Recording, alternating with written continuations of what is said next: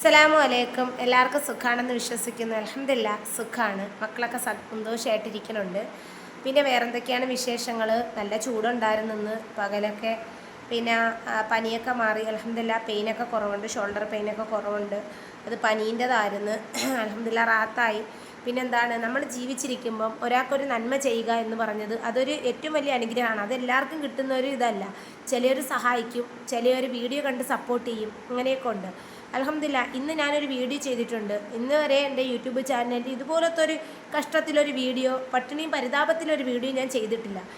ആരെങ്കിലും മനസ്സറിഞ്ഞ് സഹായിക്കട്ടെ, ആ പൊന്നു മോനെയും 18 വയസ്സുള്ള കാര്യങ്ങൾ ഇതിനാണ് ഞാൻ പോയത്. ഒരു വീൽ ചെയറോ കാര്യങ്ങളോ ആരെങ്കിലും മുന്നിട്ട് ഇറങ്ങി ഒന്ന് സഹായം കൊടുക്കട്ടെ എന്ന് പറഞ്ഞിട്ടാണ്.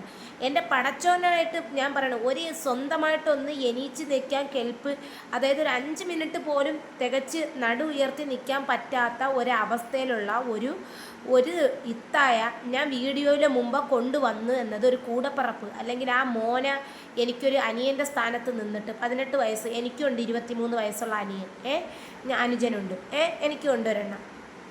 ആ ഒരു സ്ഥാനത്ത് ചെയ്യുന്നിട്ട് ആമീത്ത പറഞ്ഞിട്ടാണ് ഞാൻ ഈ വീഡിയോ, തൃശ്ശൂർ രാമിനാത്ത മല്ലിമുളകിലൂടെ പറഞ്ഞിട്ടാണ് ഞാൻ ഈ വീഡിയോ സത്യം പറഞ്ഞാൽ ഇന്നലെ കാണുന്നത്.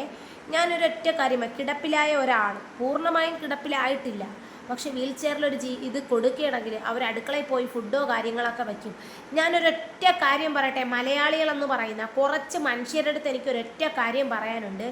ഇന്ന് വന്ന ആദ്യം ഒരു കോൾ വന്നിട്ടുണ്ടായിരുന്നു ഇത്താക്ക്, ഞാൻ കെട്ടിക്കോളാം, ഞാൻ നിൻ്റെ ഫുൾ ട്രീറ്റ്മെൻറ്റ് എടുത്തോളാം, നിൻ്റെ മോൻ്റെയും കാര്യം. അവിടെ സംബന്ധം ഉറപ്പിക്കാനല്ല ഞാൻ പോയത്, സംബന്ധം ഉറപ്പിക്കാനല്ല അവിടെ പോയത്. ഇത്ര അധപ്പതിച്ച് പോയാൽ പുരുഷന്മാരെ നിങ്ങൾ, ഒരു മനുഷ്യക്കോലം എന്ന് പറയുന്ന ഒരു സ്ത്രീ എണീച്ചിക്കാൻ പോലും പറ്റാത്ത നിങ്ങൾ കെട്ടാന്തരാണ്. പിന്നെ രണ്ടൂന്ന് ഹായ് ഹലോ അവരെ കാര്യങ്ങളെല്ലാം പബ്ലിക്കിൽ തെളിവ് ഉൾപ്പെടെ ഇട്ടിട്ടുണ്ട്. നിങ്ങൾക്ക് ആർക്കെങ്കിലും വേണമെങ്കിൽ പോയി അന്വേഷിച്ച് നേരിട്ട് സഹായിക്കാം. അല്ലാതെ അവരെ നിരന്തരം ശല്യം ചെയ്യാൻ വേണ്ടി, ഭർത്താവിനെ തിരക്കാൻ വേണ്ടിയിട്ടല്ല ഞാൻ പബ്ലിക്കിൽ വീഡിയോ ഇട്ടേക്കുന്നത്. കാരണം ഇതെൻ്റെ ഉത്തരവാദിത്വമാണ്. കാരണം എൻ്റെ യൂട്യൂബ് ചാനലിലൂടെയാണ് ഞാൻ പബ്ലിക്കാക്കിയിരിക്കുന്നത്.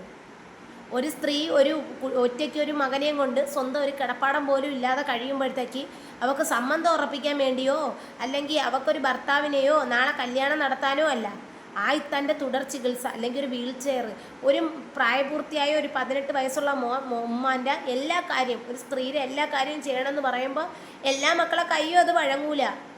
ഈ മയക്കുമരുന്നും MDMA എല്ലാം ഒക്കെ ഉപയോഗിക്കുന്ന അടിമകളെ അടുത്തൊന്നും അത് പറഞ്ഞാൽ മനസ്സിലാവൂല.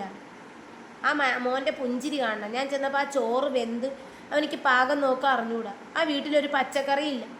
ഞാൻ വീഡിയോസിൽ ഉൾപ്പെടുത്താതെന്ന് പറഞ്ഞാൽ അവിടെ ചെന്നപ്പോൾ വേറൊരു മാനസികാവസ്ഥയായിരുന്നു.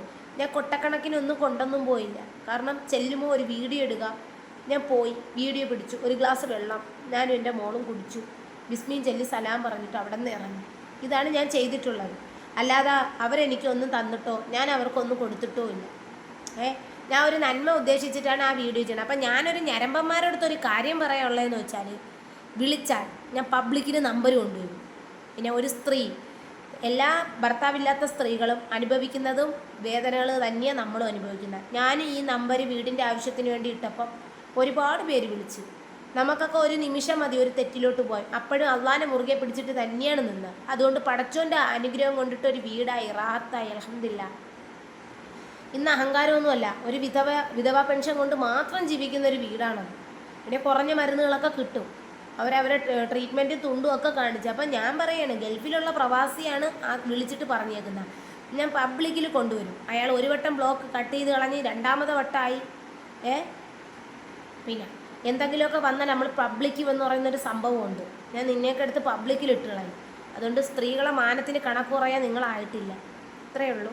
അസ്സലാമു അലൈക്കും. ഇത്തൻ്റെ ചാനലിലൊന്ന് കണ്ട് നിങ്ങൾക്ക് സഹായിക്കാൻ പറ്റുമെങ്കിൽ ഒന്ന് സഹായിക്കണം, അല്ലെങ്കിൽ ഒരു ഷെയറെങ്കിലും ചെയ്യണം. ഇത്രയേ ഉള്ളൂ. അസ്സലാമു അലൈക്കും.